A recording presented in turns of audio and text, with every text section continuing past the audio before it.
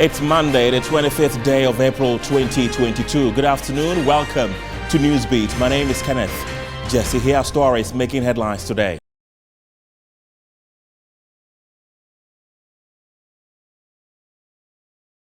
Ghana Meteorological Agency urges caution as it forecasts the state of the sea will be rough with expected isolated thunderstorms and rains in the middle and coastal sectors of the country today.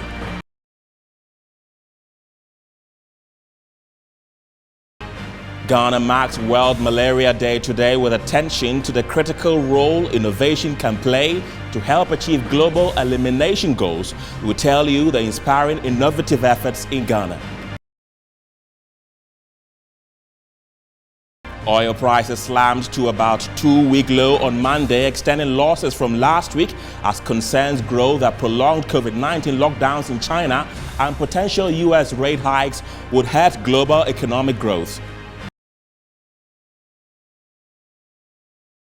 In the wake of sour reception to France in some West African countries, we look at what the re-election of French President Emmanuel Macron over the weekend means to Ghana and the sub-region.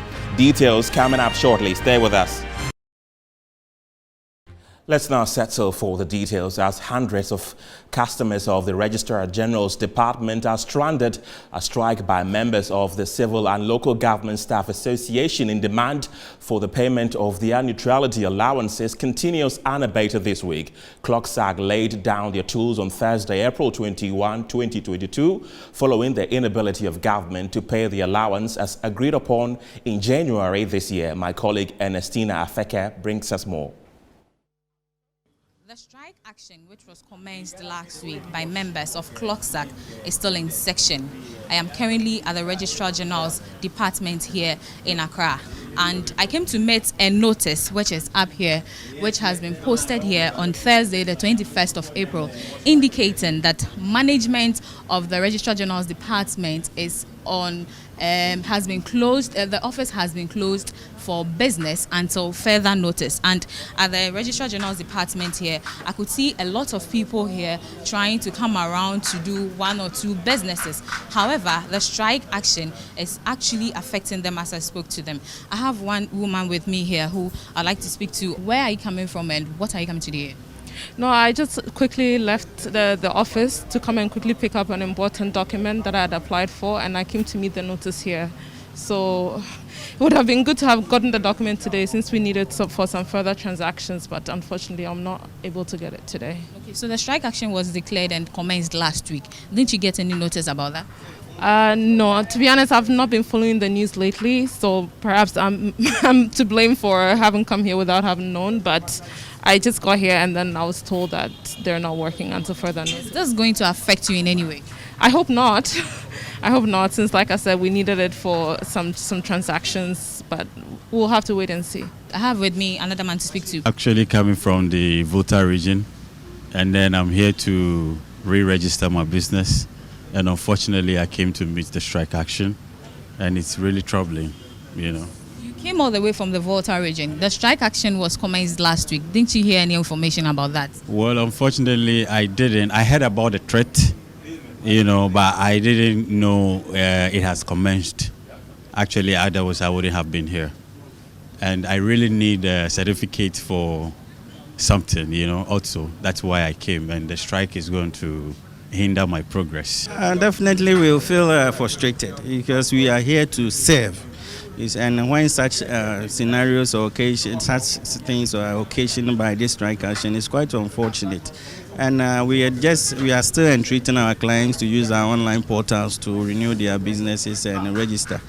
But with respect to full operations, as we have to obey the directives of our leadership, there's little we can do. But we are hopeful that this strike action will be abated and full operations will resume very soon. It is still a no-work day here at the Registrar General's Department. Customers or clients that are here to do one or two businesses are actually frustrated by this strike action. So until they resume their strike actions, this is how it's going to be. Reporting from the Registrar General's Department, my name is Ernestina Afeke for Metro News.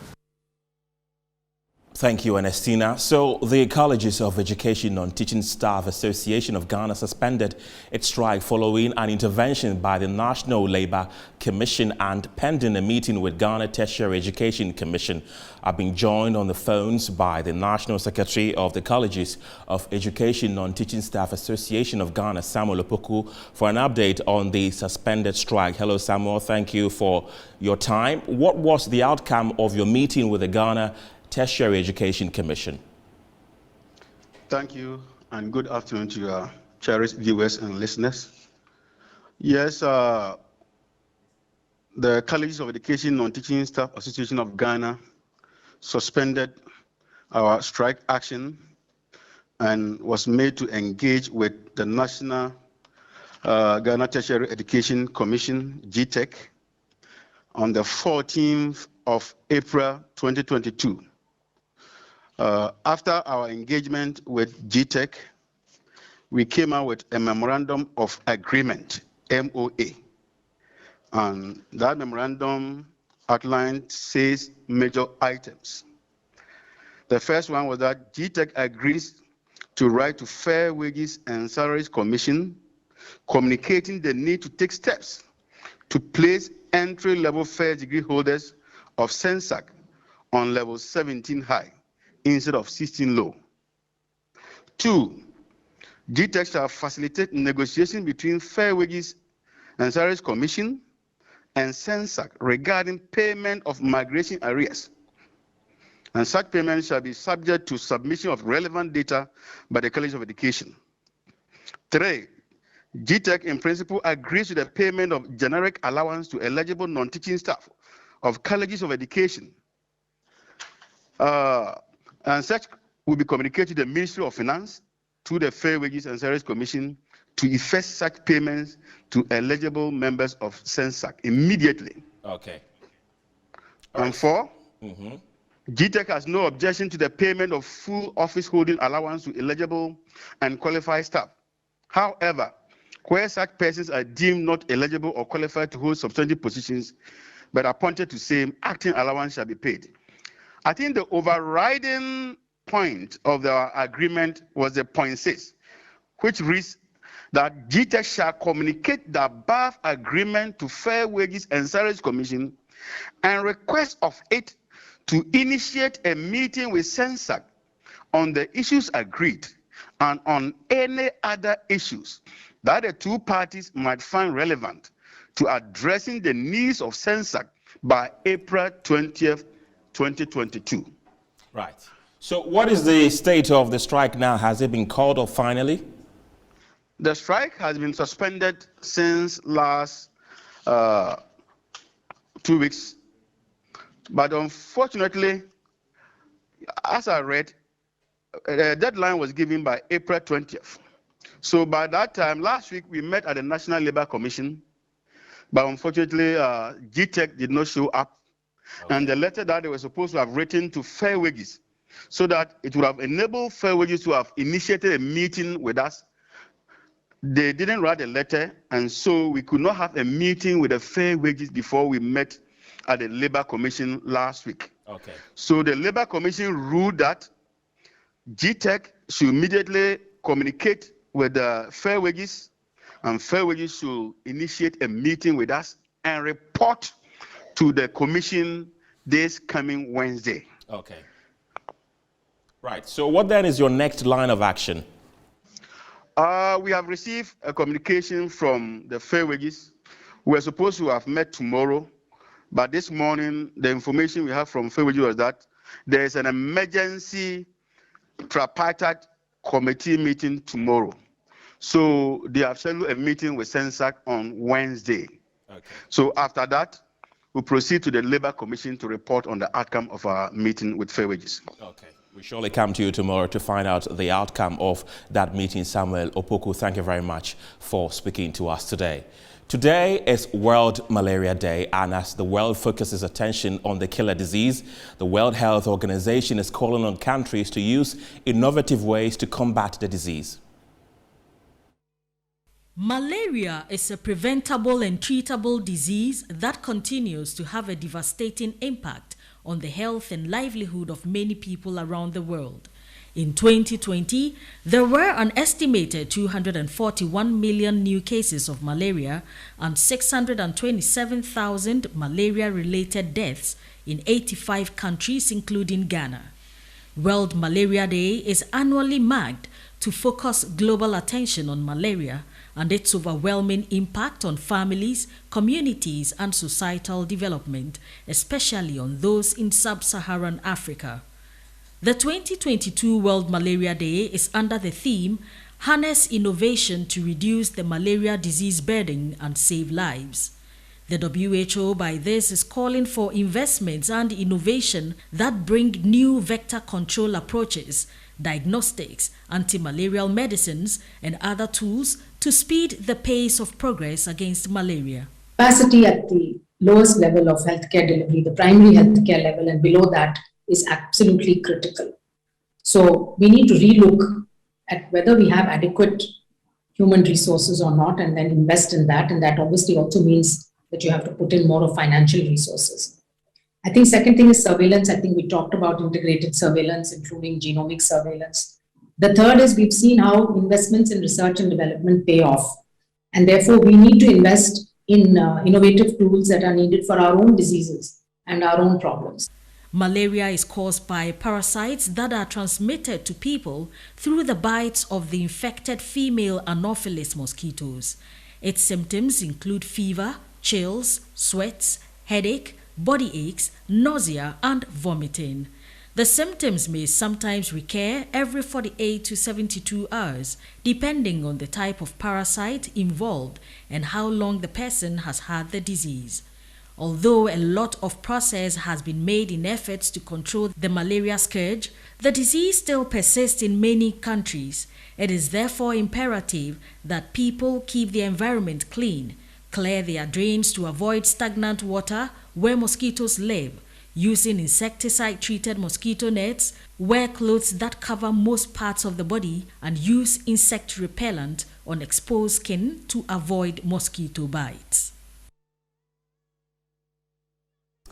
Meanwhile, the Public Relations Officer of the Traditional Medicine Practice Council, Numo Blafo III, has called on government and officials in the health sector to focus on the use of herbal medicine in the fight against the malaria disease. He said the call by the World Health Organization to use innovative ways to tackle malaria means the foreign medicines being used in Ghana and the world over has little impact in the fight against the disease.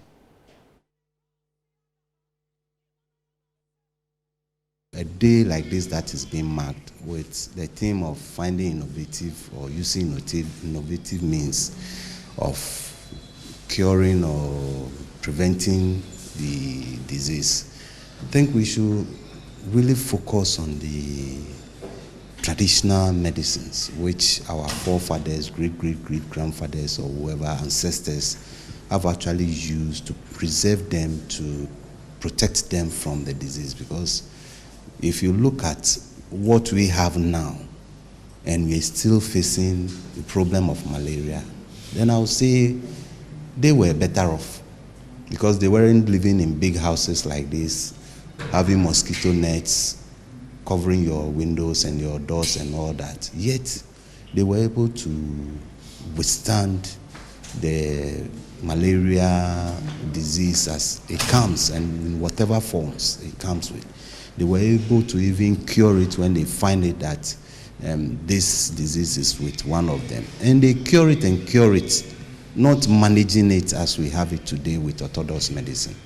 So if we are to refocus and maybe look within ourselves, what we have, what has kept our forefathers before us, that is the traditional medicines that they use to prevent and also cure the disease. I think we will be better off.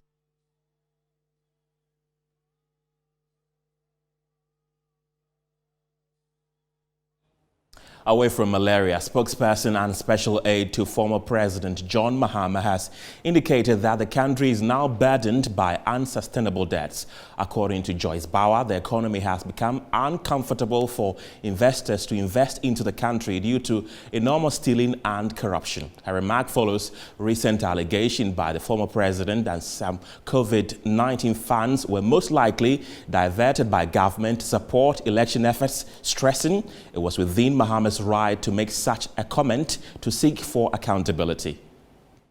President John Dramani Mahama at the 24th African Business Congress organized by the Harvard Business School made some allegations against the Nana Addo Dankwa administration. According to Mahama, the Nana Addo Dankwa-led administration channeled the COVID-19 pandemic windfall of over 33 billion Ghana cedis meant to cushion the economy into its 2020 campaign activities. Speaking on how African countries can shake off the effects of the COVID-19 pandemic, John Dramani Mahama highlighted the adverse impact of the COVID-19 pandemic on the African continent. Joyce Bauer Muktari, spokesperson and special aide to former President John Mahama, mentioned that the economic state of the country is now at a halt due to the enormous stealing and corruption of some leaders in power. We are currently actually burdened by unsustainable debt.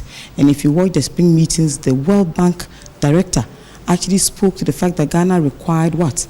A committee to sit on its debt and make recommendations on how we could repay those debts, because they didn't think that our debts were now something we could even sustain. Remember that our debt to GDP ratio is now 81.2%, one of the highest in the history. This is a government that has borrowed way above its own remit, and now even has to resort to this very, very obnoxious and punitive e-levy to be able to recover some of it. But remember, all of these monies will be collateralized. She further noted that it was within the former president's right to make such a comment to seek for accountability. We also do know, for example, that in Ghana, like many other African countries, scientists are still trying to explain to us how come that we did not suffer in droves as we saw happening in India, in Asia, in America, in Europe, and other countries. So certainly, this is a matter that would be of concern to any statesman, any well-meaning Ghanaian, and what have you. And certainly demanding accountability for those monies is within his remit to ask for. An effort to get a government spokesperson to respond to this issue has proved futile.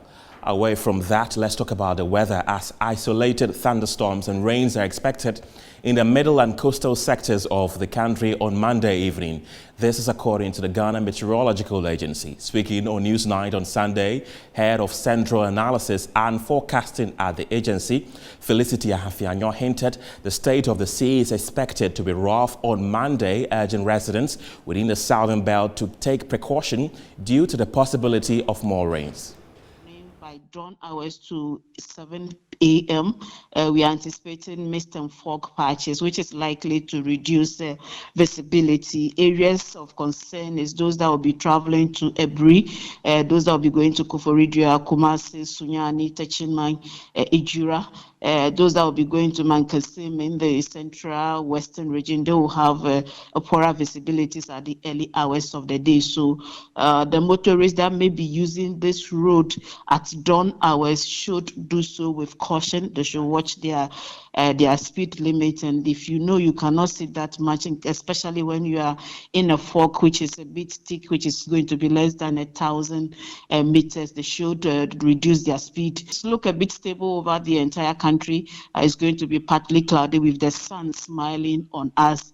Then we have localized rain cloud formations that will form over the middle part of Volta region, part of Eastern Ashanti, then later the northern portions of the Greater Accra, Central, and part of the Western region. And that's going to be from afternoon to the evening hours. It's not going to be intense, but then just some pockets over here and there. Right. That's what will happen. But then temperatures for the morning hours will reduce to 26 over the northern portions, 22, 24 for the middle sector. Along the coast, temperatures will be a bit comfortable because of the rain that we had. Some areas will have 23 degrees Celsius. It's going to go up to 37, 40 over the north. The middle sector 34, 37, and then the coastal strip Greater Accra is likely to record around. This is Newsbeat here on Metro TV. We're back after the break with more stories.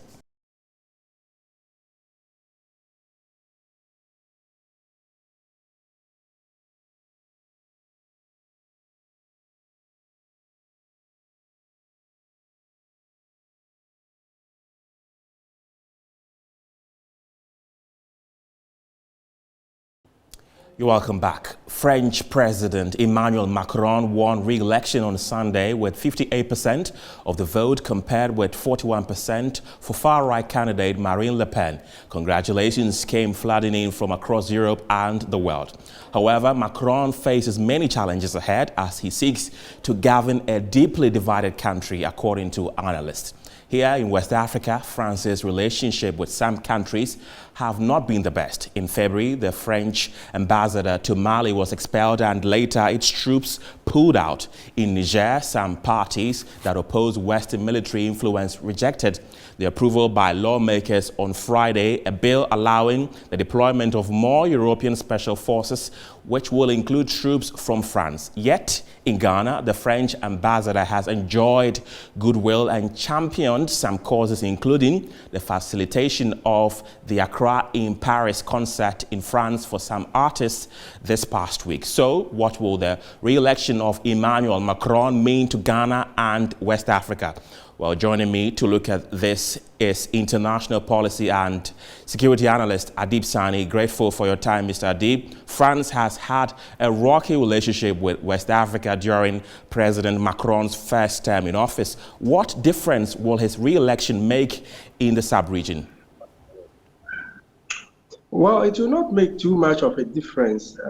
I have followed a lot of Africans and their opinions towards the election. And it would interest you to note that a lot of people in, for example, Mali wanted Marine Le Pen to win because she's more inward looking. She's against immigration. She's going to trump up, so to speak, French politics, just like Donald Trump did. And so what it means is she would win off a lot of this issues in Africa, but you would realize that under Macron, just as his predecessor, Francois Hollande, they kept a tight grip of Africa. I mean, they were able to institute the Operation Barkhane and other operations aimed at stemming the tide of terrorism in the area. However, at the point, they became quite unpopular amongst French-speaking people, especially in West Africa.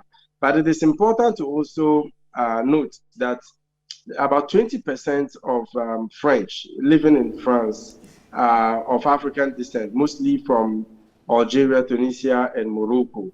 And France is also a country of immigrants. About 6.8 million people are immigrants, with about 2.9 million of them having the ability to vote.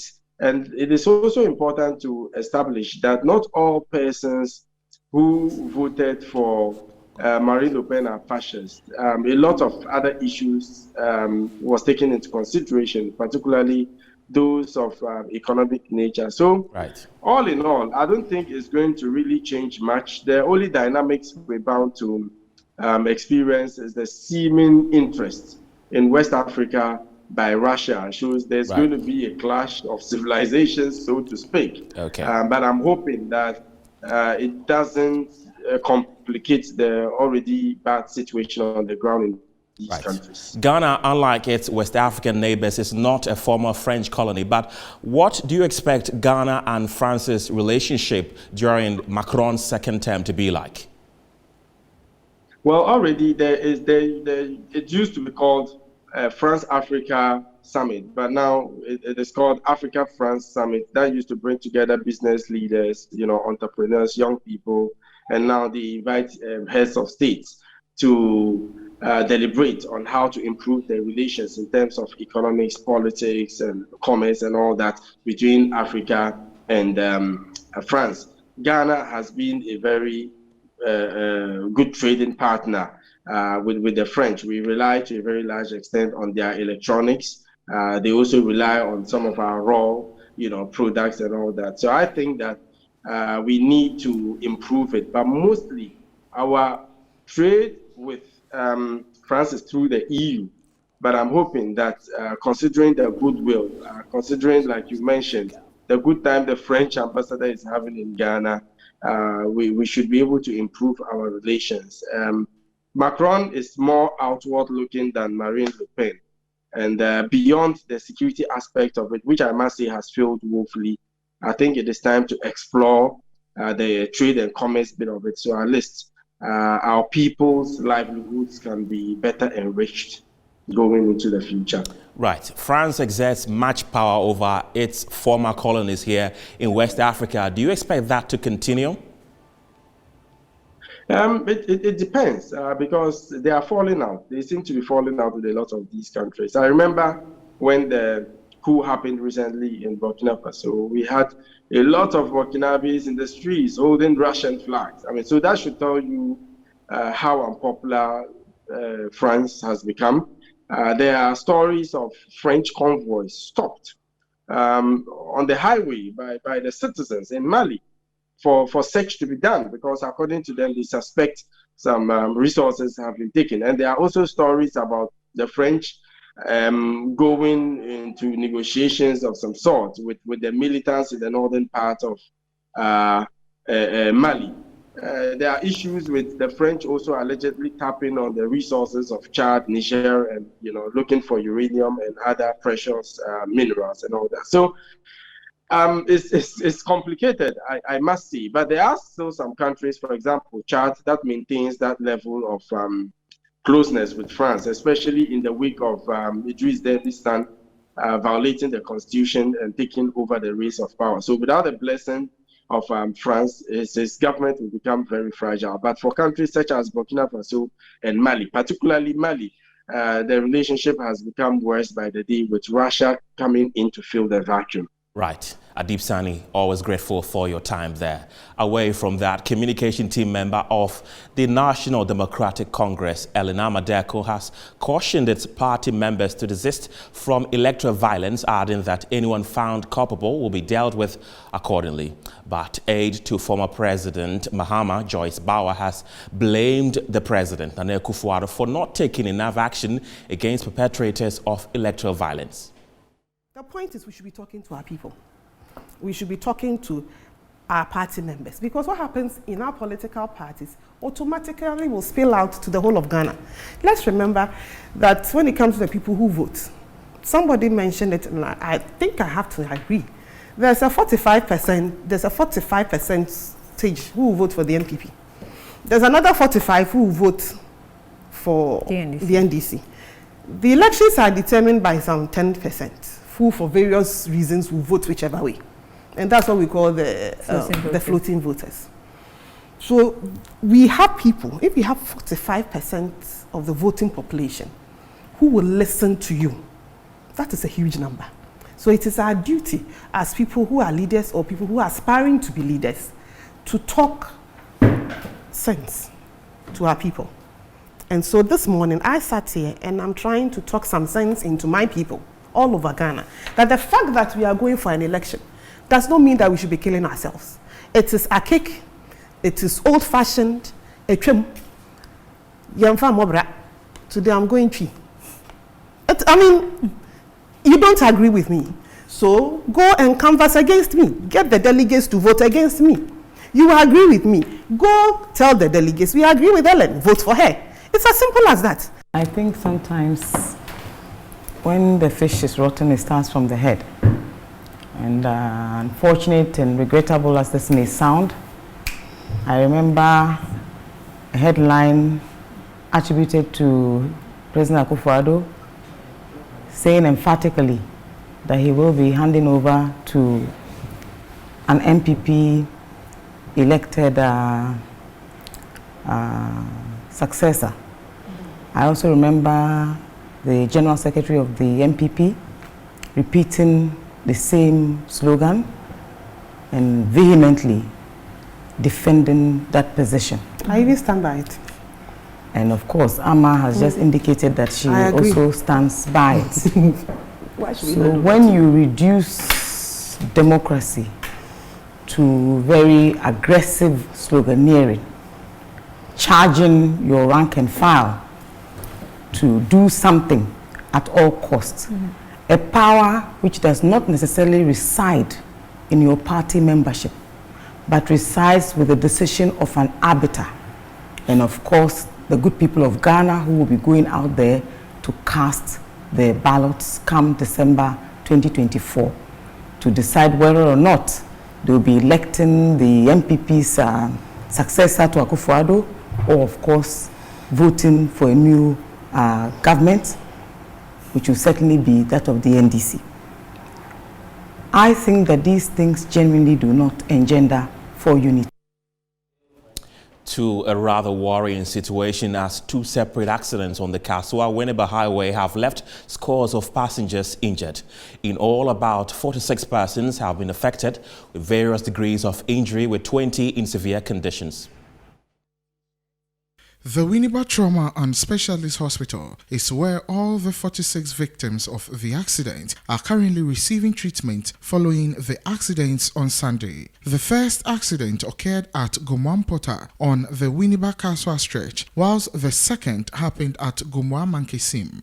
Police say 3 vehicles were involved in the first accident. A 207 bus registered AS5106Y, a Kia Rhino truck with registration number GX128416, and DAF trailer truck with registration details BA1698X. In an interview, the Winneba Municipal Fire Service Commander, DO3 Kwesi Hughes, revealed that the Kia Rhino tried to overtake the 207 bus but crashed its rear and subsequently collided with the trailer truck from the Kaswa direction. Na sprinter no na die nimu na Kia Rhino no di echire.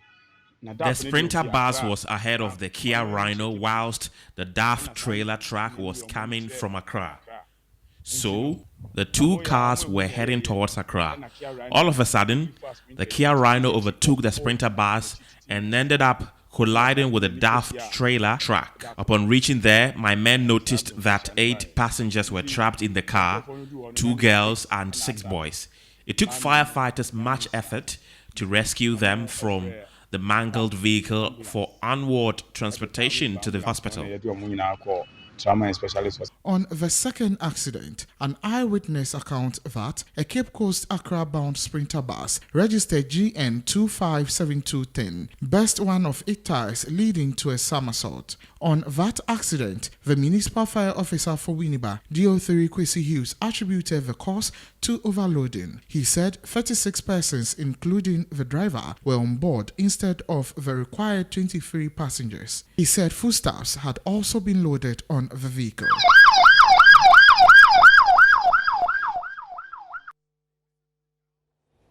Still in the central region, a fire tender on its way to quench a fire at Ankafufie in the region has been involved in an accident over the weekend, leaving 2 persons dead and 1 other in a critical condition. According to sources, the accident was caused by a Hyundai Elantra with registration number CR414-19 who crossed the fire tender at a 4-way intersection near Abura in Cape Coast. The personnel and the injured victims were rushed to the Cape Coast Teaching Hospital for treatment.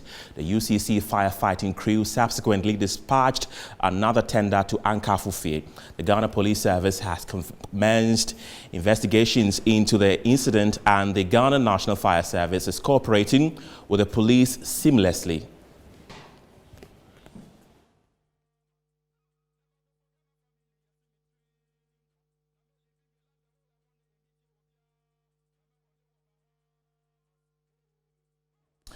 Now, the Roads Minister, Kwesi Amwakwata, has called on Ghanaians protesting for roads in their communities to be constructed to exercise patience, since the projects will eventually get to every part of the country.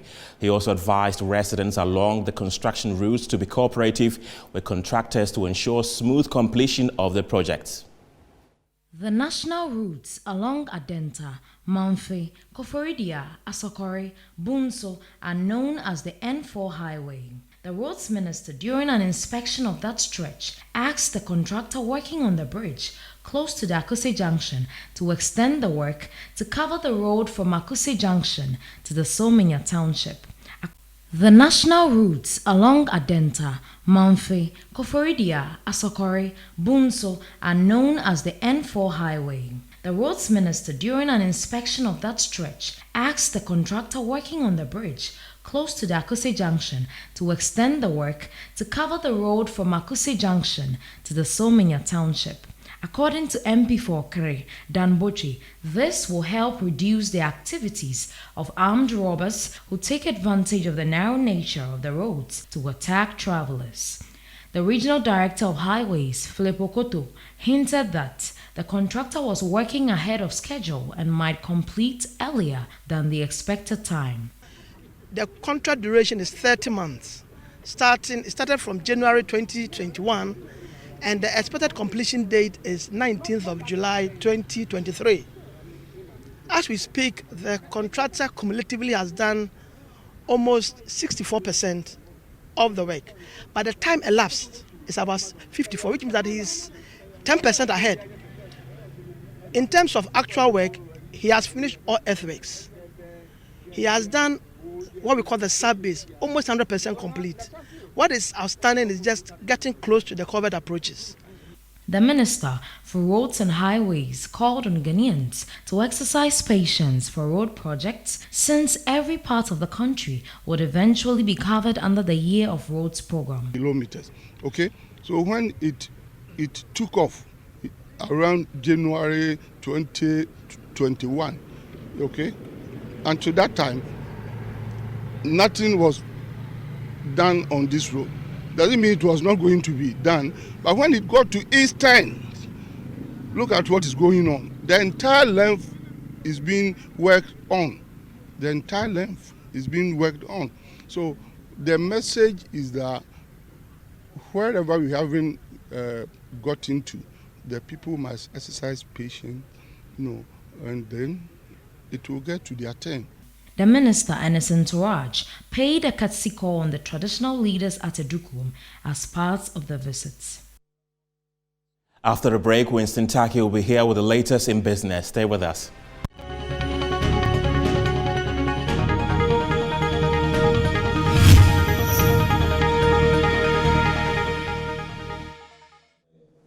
Good afternoon. Welcome back to Newsbeat Live on Metro TV. My name is Winston Taki. And now to our first business story.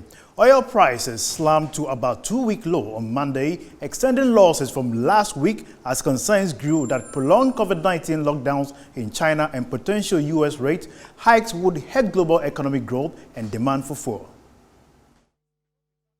Brent crude futures were down $3.93, selling at $102 a barrel by 6:44 GMT. The price reached 102.47 earlier in the session, the lowest since April 12. WTI crude futures fell $3.80 to $98.27 a barrel, having skirted earlier at $98.05, also the lowest since April 12. The benchmarks lost nearly 5% last week on demand concerns. Oil is re-rating lower due to the China consumption hit, while the Federal Reserve is raising interest rates to slow down the U.S. economy. Shanghai authorities, battling an outbreak of COVID-19, have erected fences outside residential buildings, sparking a fresh public outcry over a lockdown that has forced much of the city's population of 25 million indoors.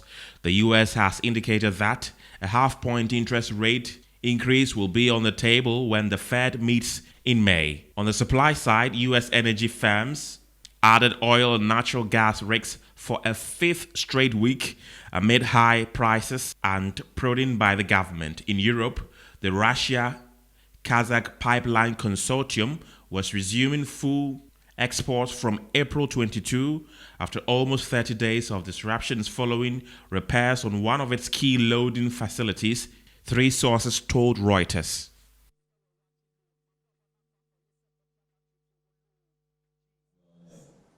Now, away from that, the Minister of Works and Housing, Francis Asensubuache, says the government was on course in establishing a national housing authority to provide regulatory oversight over the housing sector.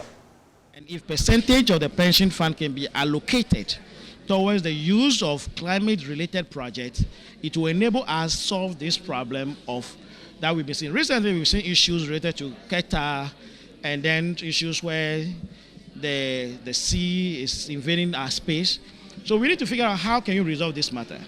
If we are waiting for foreign investors to always bring money, in most cases the money will delay, especially during this time that we are having challenges across the globe. So it makes sense that we should look for options. And one of the options we are looking at is the local domestic options where monies generated within Ghana can be used.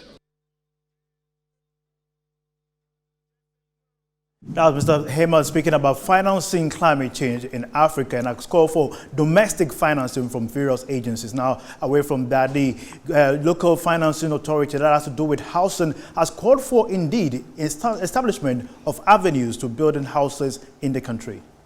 The prevailing strategy of government is to secure land banks, provide the requisite infrastructure services to these land banks, designate them as affordable housing enclaves, to leverage private sector investment for affordable housing developments. While doing so, government will strengthen the provision of requisite tax incentives and exemptions available in our laws to attract the private sector capital. Related to this is the establishment of the Home Ownership Fund under the auspices of the Ministry of Finance and the Ministry of Works and Housing to provide Ghana cedi denominated credible mortgages to enable average Ghanaians, especially public servants, to afford the housing units when they have been delivered. The Ministry of Works and Housing has initiated the process to establish a Ghana Housing Authority, which will be charged to regulate, plan, develop, and manage housing developments in our country. It was earlier reported that plans are underway for the relocation of all spare part dealers from Abosuakai in Accra to Afenya. Plans are underway for the relocation of all spare parts dealers in Abosuakai to Afenya. According to the Greater Accra Regional Minister, Honorable Henry Cote, who has initiated Let's Make Accra Work Again campaign, the government has secured a land at Afenya for the relocation to the Abosuakai spare parts dealers. Well, we are here to find out from them to know how are they prepared or what preparation are they putting in place to ensure for a smooth relocation to the Afenya. I have with me here the chairman for the Spare Parts Dealers Association of Abosuakai, Mr. Siao Ampedu, with me here. Looking at the situation that we are in here currently, there is a demand that we have to have a better place to do our business. And over the years, we've been talking to the successive governments, including the NPP government, to give us a place that in future we can relocate this industry to that area. And I think about a year or two ago, we discussed this issue with the Honorable Henry Cote, that looking at the situation that we are in, we cannot afford to stay here, because if you cast your mind back 10 years back and you see the population here and you forecast 10 years from now, tells you that the size of population here will double. So do we need to stay here with this population or this congestion? And if you're a leader, you need to do something about it. That's the reason why we are liaising with the government to find a proper place for us, so that in the future we move to that place. That'll be all for business here on Newsbeat. My name is Winston Taki. Phil John Cote is standing by with sports. Phil? Thank you very much. Up next, we'll bring you the latest in sports.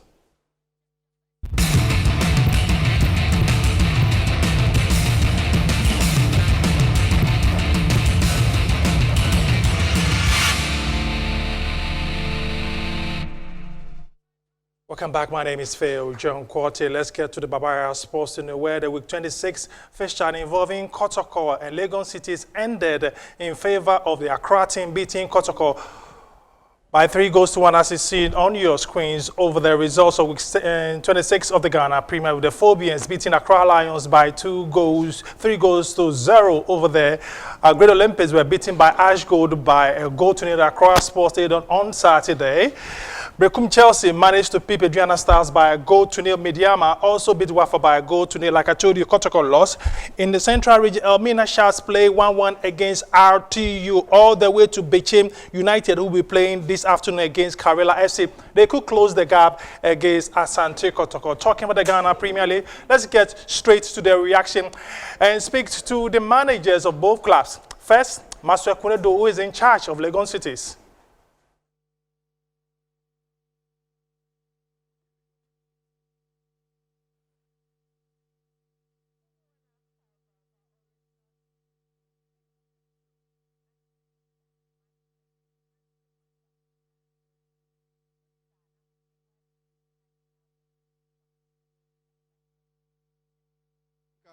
Both teams did well. With all due respect to my beloved club, Kumasi Asante Kotoko. It's a team I know too much or too well.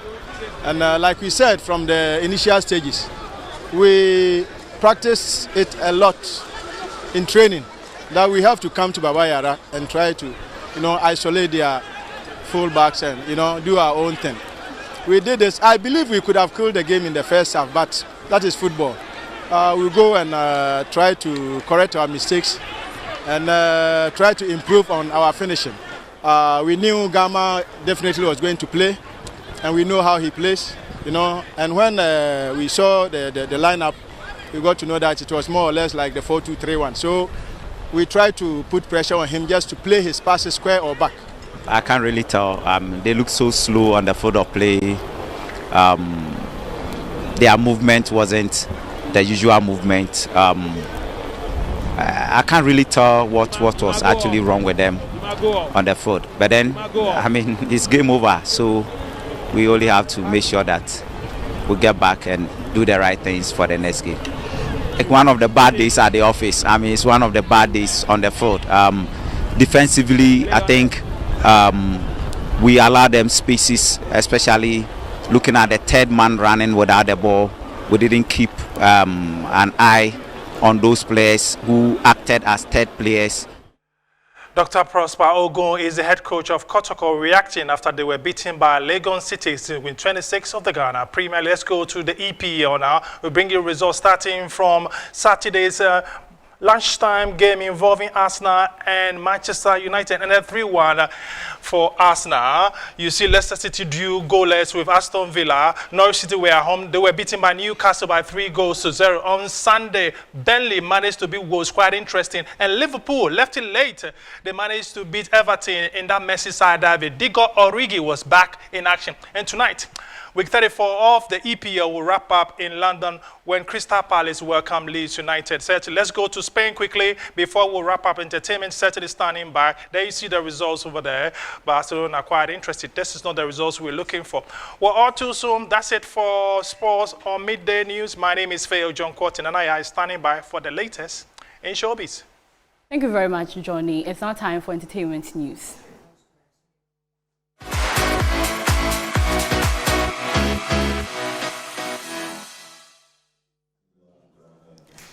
My name is Nanaya Tanobwache. Now to our very first story. In a now deleted post on Twitter, renowned gospel artist Sonni Badu showcased a new tattoo but met mixed reactions on whether or not getting a tattoo is godly or a sin in the eyes of God. Atlanta-based gospel musician and Reverend Minister Sonni Badu was spotted with a tattoo on his left arm on social media, which generated conversations on whether tattoos are Christian principles. The Rock Hill founder flaunted a tattoo of an object that wasn't clearly identified with a caption from Ghana, Nigeria, Atlanta, and Canada. This project has all my Badu Nation citizens coming. Ivory Coast, Abidjan, you're about to experience the Badu family. They were carefully selected and are extremely skilled in their craft, unquote. However, the picture did not get the attention Sonni Badu expected. Some people in the comment section believed that it was ungodly for the singer to get a tattoo. Despite the fact that the Bible frowns on tattoo, others asked critics to cut the Reverend Minister some slack. Now, away from that, American rapper and record producer Kendrick Lamar has announced his return, revealing the date of his long-awaited fifth studio album. Since his last studio album, almost 8 months after announcing his departure from his longtime label Top Dog Entertainment, Kendrick Lamar has revealed his next album called Mr. Morale and the Big Steppers, which will be released on May 13, 2022. Lamar kept the announcement vague, initially sharing the news on Twitter in response to a tweet reading, "Kendrick Lamar is officially retired." In August, Lamar announced his plans to leave TDE, under which all of his previous albums have been released. This will be the last album under the label, he said at the time. Lamar's last album was 2017's Damn, a hugely successful album that went triple platinum and received a Pulitzer Prize, the first rap album to win the coveted award. And that's all on entertainment news. My name is Nanaya Tanobuachiken. Over to you. Thank you very much, Nanaya. International news is next.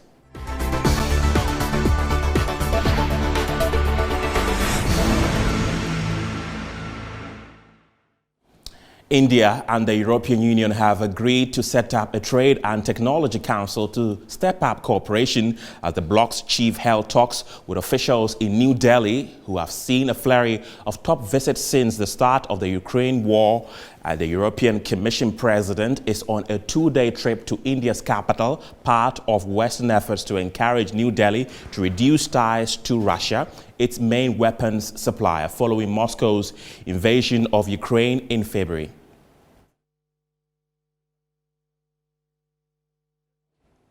It's been a pleasure coming your way this afternoon. My name is Kenneth Jesse. Bye for now.